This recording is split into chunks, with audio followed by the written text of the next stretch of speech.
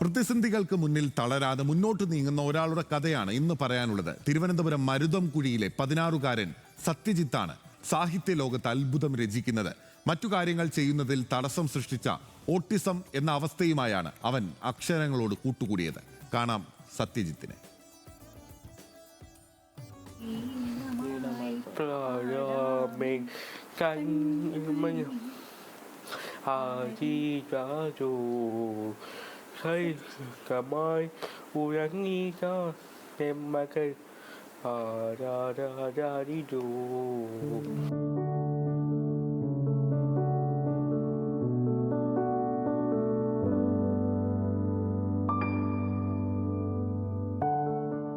ആകസ്മികമായിട്ടാണ് കഥയും കവിതയുമൊക്കെ സത്യജിത്തിന്റെ വിരൽത്തുമ്പുകളിൽ വിരിയുന്നത്.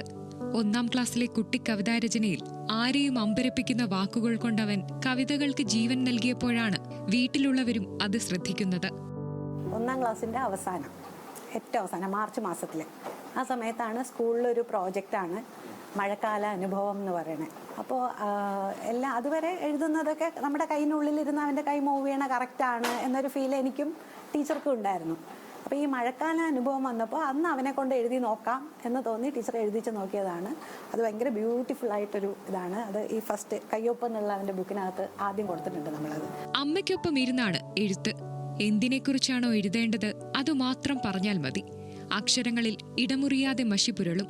രാമായണവും ഐതിഹ്യമാലയുമടക്കം സത്യയുടെ രചനകളിൽ നിറയും.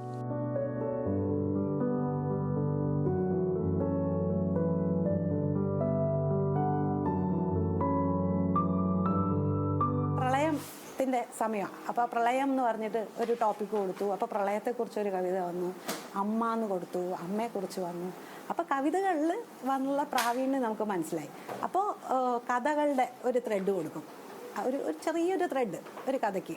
അതായത് കാവ്യമോൾ കാത്തിരുന്നു, അമ്മയെ കണ്ടില്ലല്ലോ, ജസ്റ്റ് അങ്ങനെ ഒരു ത്രെഡ് കൊടുത്തു. അതിൽ ഭയങ്കര ഭംഗിയുള്ളൊരു കഥ, ഒരു കുഞ്ഞ് രക്ഷകൻ എന്ന പേരോട് കൂടിയിട്ട് ഒരു കഥ വന്നു. അപ്പോഴാണ് കവിതയും കഥയും അവനൊരുപോലെ വഴങ്ങി വരുന്നുണ്ട് എന്ന് മനസ്സിലായത്.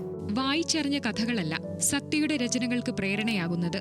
എങ്ങനെയാണ് ഇത്ര ഭാഷ കൈവശം വന്നതെന്ന ചോദ്യത്തിന് മറുപടിയില്ലതാനും. അത് എങ്ങനെയാണെന്ന് അറിയില്ല. വളരെ നാച്ചുറലായിട്ടാണ് അവൻ ഈ 4 ലാംഗ്വേജിലും ഇതെല്ലാം പറ്റണുണ്ടെന്ന് ഞങ്ങളും അറിഞ്ഞത്. അത് എങ്ങനെയാണെന്ന് ചോദിച്ചാൽ എനിക്കറിയില്ല. ഞാൻ കണ്ടിട്ടുള്ള ഒരു കാര്യം, ഇപ്പോൾ ഒരു പുതിയ ബുക്ക് അവൻ്റെ കയ്യിൽ കൊടുക്കുകയാണെങ്കിൽ അവൻ ഫ്ലിപ്പ് ചെയ്യും. ഫ്രണ്ട് തൊട്ട് ബാക്ക് വരെ ഇങ്ങനെ ഫ്ലിപ്പ് ചെയ്യും. ബാക്കിൽ നിന്ന് ഫ്രണ്ടിലേക്ക് ഒരു 2-3 പ്രാവശ്യം ഫ്ലിപ്പ് ചെയ്തിട്ട് തിരിച്ചു തരും. അമ്മയോടൊപ്പമുള്ള ഈ എഴുത്ത് സ്വന്തം വരുതിയിലാക്കാനാണ് സത്യജിത്തിന്റെ പരിശ്രമം.